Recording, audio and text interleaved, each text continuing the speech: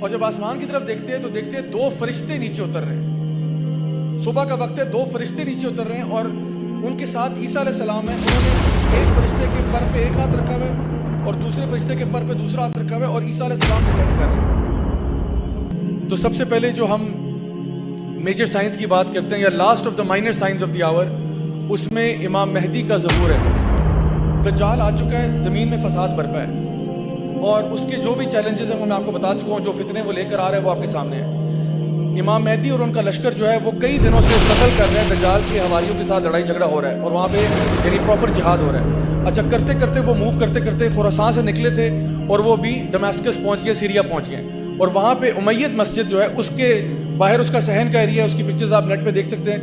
وہاں پہ اب وہ اوپن ایئر میں فجر کی نماز کی اذان ہو جاتی ہے.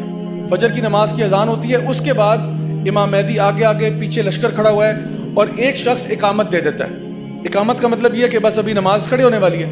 اب جیسے ہی اقامت کمپلیٹ ہوتی ہے ایک دم سے سب کی توجہ آسمان کی طرف جاتی ہے اور جب آسمان کی طرف دیکھتے ہیں تو دیکھتے ہیں دو فرشتے نیچے اتر رہے ہیں. صبح کا وقت ہے, دو فرشتے نیچے اتر رہے ہیں اور ان کے ساتھ عیسیٰ علیہ السلام ہیں. انہوں نے ایک فرشتے کے پر پہ ایک ہاتھ رکھا ہوا ہے اور دوسرے فرشتے کے پر پہ دوسرا ہاتھ رکھا ہوا ہے اور عیسیٰ علیہ السلام ڈسینڈ کر رہے ہیں.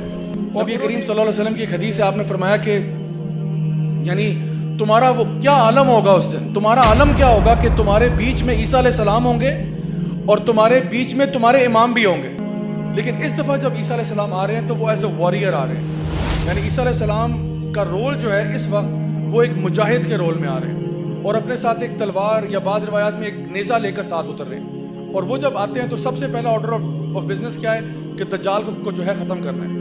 دجال دور سے کو دیکھ لیتے ہیں اور پھر یہ فرار ہو جاتا ہے اور پھر عیسیٰ علیہ السلام اس کو چیز کرتے ہیں اور ساتھ ساتھ یہ کہتے جاتے ہیں کہ تیری تقدیر میں میرے ہاتھوں مرنا لکھا ہے, تیری تقدیر میں میرے ہاتھوں ہی مرنا لکھا ہے, بھاگ کے تو نے کدھر جانا ہے. تو اب وہ فرار ہو رہا ہے اور پھر جا کے وہ فلسطین تک پہنچ جاتا ہے. فلسطین میں لد کے مقام پر عیسیٰ علیہ السلام دجال کو قتل کرتے ہیں اور حدیث میں آتا ہے کہ دجال عیسیٰ علیہ السلام کو دیکھتے ہی ایسے پگھلنا شروع ہو جاتا ہے جس طرح نمک پانی میں گل جاتا ہے.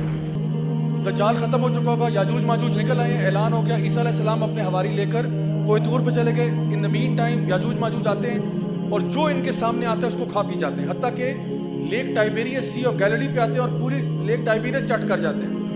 حتیٰ کہ جب ان کا ایک بندہ وہاں سے ایک لشکر وہاں سے گزرتا ہے اور دوسرا آتا ہے تو وہ سی آف گیلیلی کو دیکھتے ہیں اور کہتے ہیں لگتا ہے یہاں پہ کبھی پانی ہوا کرتا تھا. دجال کو سامنے دیکھ رہا ہے, یاجوج ماجوج کو سامنے دیکھ رہا ہے اور کہتا ہے چلو اب میں اشہد ان لا الہ الا اللہ کلمہ پڑھ لیتا ہوں, اب فائدہ نہیں ہوگا. وہ جو فائدہ ہونا تھا وہ اس سے پہلے